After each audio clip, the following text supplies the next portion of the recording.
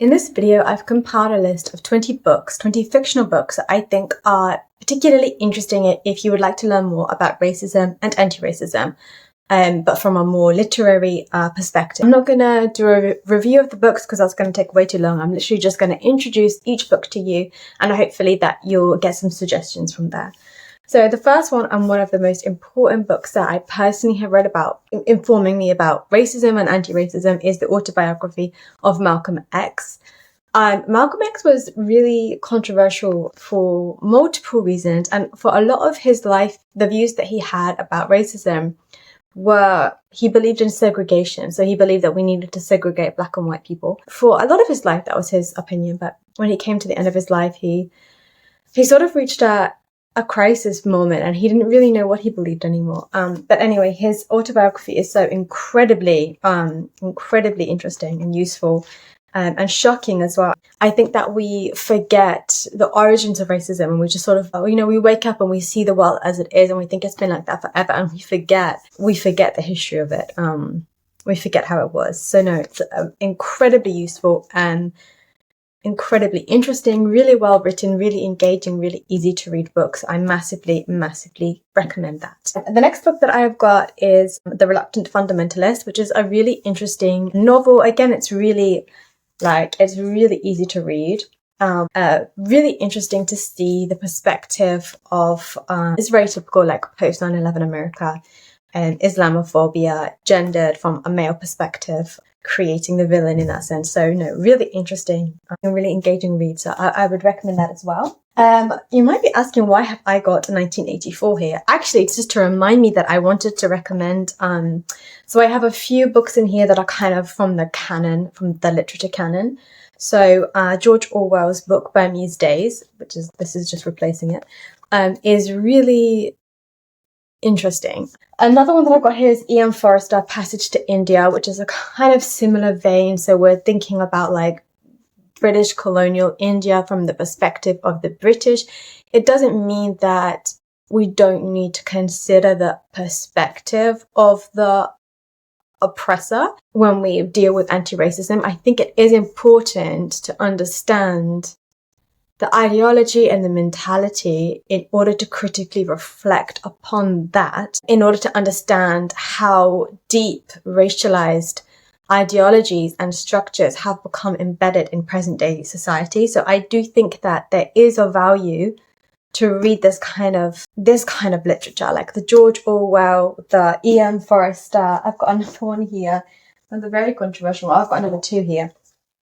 Joseph Conrad's Heart of Darkness is, well, at the time this was considered to be, like, all of the books that I have suggested, like the George Orwell and the E.M. Forrester, are all considered to be like quite left wing for their time, like quite liberal. Like this one, when it came out, was like, like shocking, like it showed you the destructive side of colonialism. If you don't know, this is about, so Burmese Days is George Orwell as a civil servant in Burma. Very interesting. E.M. Forrester, A Passage to India, is another British person in India. And Joseph Conrad is going into the Heart of Darkness, which is the Congo. And it is absolutely shocking in its vivid descriptions of slavery, colonialism. I actually do recommend reading Heart of Darkness, which is quite a controversial statement, because we need to recognize how even reading these kinds of literature that I have listed here and I have recommended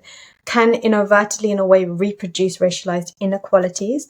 I do recommend reading Heart of Darkness because it presents the perspective of the white colonialist. And I think that I think that no matter who you are, obviously I'm white, and if you are white, it's very important for us to face the truth of the past, however uncomfortable that can be. I mean, the resistance of facing the truth of racism and the truth of colonialism and the truth of slavery and the truth of the inequalities that are still perpetuated today, the psychological struggle to accept, I'm British, right? So to accept the role of the British as being the oppressor is one of the reasons, what I would personally argue is one of the reasons why we have such problems. This sort of fear of what will be and what can be and what was. And I think that if you're interested in learning more about anti-racism, then I do recommend you read this, because it is shocking to see how it was in the past. You know, when I was in Burma, in Myanmar, and I met this guy there, and he told me that he was reading this, The Heart of Darkness. And I studied this at school. And I was like, oh gosh, wow, you know, like reading this, like it's so, like, isn't it so racist, and, you know, blah, blah, blah. And he was like, oh yeah, I didn't really see that. I was just reading the descriptions. And I was like, I'm sorry, what? It was one of the most shocking pieces of racist literature that you could read, in my opinion. So that comes with a caveat. So right, now we've got Alice Walker, The Colour Purple. You've probably heard of this one because it's a very famous book, but that doesn't mean that it isn't very much worth the read. This one is so old, it's actually fallen apart. So, and African American, it's really easy to read as well. Well, it's about gender, it's about sexuality, it's about race, it's about how they all interact in America. It's a very interesting, a very beautiful read. I really recommend it. Right, yes, of course, Chinua Achebe, because we mentioned Joseph Conrad's The Heart of Darkness, we have to mention Chinua Achebe, Things Fall Apart. He actually isn't my favorite African author. He isn't my favorite, but he is in the canon, right? He is one of the founding father of the African novel in English. I mean, doesn't that just reproduce inequality? But it's a really important story. This is what I read when I was at school, actually, so it's like written on, of how, you know, it's all about so another thing that Malcolm X, so just to go back, another thing that Malcolm X talks about a lot, and this has been kind of in the media lately, is about like his most critical review. Like the person against whom he is most critical isn't actually the white man or the white woman. It's actually the black man who aligns himself with the oppressor. The yes master, the yes Tom, the slave that worked in the house. It's that person against whom he is the most critical. There's like internalization of self-hatred that, getting a little bit into like, and the internalization of racism. Maybe you heard his speech, like, who taught you to hate yourself? Who taught you to hate the texture of your hair? Who taught you to hate the color of your skin to such extent that you bleach to get like the white man? Who taught you to hate the shape of your nose and the shape of your lips? Who taught you to hate yourself from the top of your head to the soles of your feet? Who taught you to hate your own kind? Who taught you to hate the race that you belong to? So much so that you don't want to be around each other. And so in this novel, we have a character who is hating his origins and starting to emulate the white master. And it's highlighting the fact that the white master is broken. You know, the system that the white masters brought was not only exploitative and unequal, but it was also incredibly destructive from a sociological, from an ecological perspective. Following in the footsteps of the West, and that's still how we're trained to believe, right? That there's one pathway to development. Those countries are developing and they're coming up to what it is that we want the world to look like, which is, of course, neoliberal, right? It's a neoliberal world, which is all about private profit above the expense of everything else, which is broken. It's broken. It makes us unhappy and it destroys the world. It is a failed system. And we can recognize that now. But this is interesting because, right, the way that slavery and colonialism and neocolonialism and global inequalities operate is it's not white people cooperate with elite so-called members of the so-called global south, which I use with so-called global south. It's a controversial term. In order to extract resources, which it's not about extracting resources, but it's about this kind of North meets South mentality and what happens as a result of that. Basically, all of that to say, if you haven't already read this, then it's part of the canon. It's really, really, really an important book. Right, what are we going to go to next?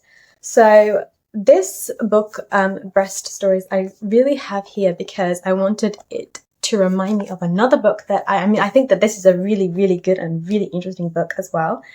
Hasweta Devi, I think that's how you pronounce the name.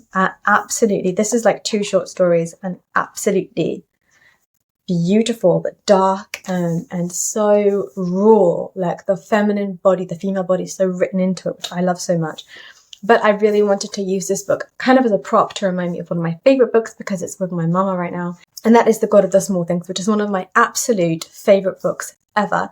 And I massively recommend that you read it. Like, the prose is just like exquisite. It's like delicious. You can taste what she writes. It's fascinating. It's not just about inequalities and structural inequalities. It's about family. It's about love. It's about life. It's about the human body. It's dark though. I have another Chimamanda Ngozi Adichie, and if you haven't heard of her, then I don't know what to say. She's one of the biggest, I think she's one of the biggest and most popular or most popularized African authors, female African authors of the moment. So she is originally from Nigeria and then moved to America. She also has written Americana, and I think I've read nearly all of her writing now, and she is such an incredibly beautiful author. I cannot even tell you. Purple Hibiscus, just so incredibly beautiful. And she's just, the way that she, I don't know, like, she's very highly rated as it is, but don't avoid her because she's highly rated. She's highly rated because her books are absolutely incredible, like incredible. This one is a series of short stories, and every short story I could just slip into and just live there. Like, it's just absolutely incredible, piercing insights, critical of, aspects of Nigerian society, bravely embracing parts of this and parts of that, critical of American society in such a cutting way, critical of our Western way of life and all of its shortcomings and failures, but just incredibly beautiful. Jean Rhys White Sargasso Sea is another one of those books that are in the kind of colonial canon, and it always comes with caveats attached. So when you read this, it can be really quite shocking because she is being critical, but she's writing from the perspective of who it is that she criticizes. So that can be a little bit difficult. It's set in Jamaica in the 1830s. Yes, I think that Wild Sargasso Sea is a really important book to read if you would like to equip yourself to kind of better respond to anti-racism. So that was 10 books that I think are really interesting to read if you would like to equip yourself a little bit more to understand about how racism operates and how you can respond in more of an anti-racist way. I'm going to be uploading, this is going to be the first part, because I'm going to upload another video which is going to be 10 more books that I think are also really important. So if you've made it to the end of this video, then thank you so much for watching, and I hope that you all have a lovely day.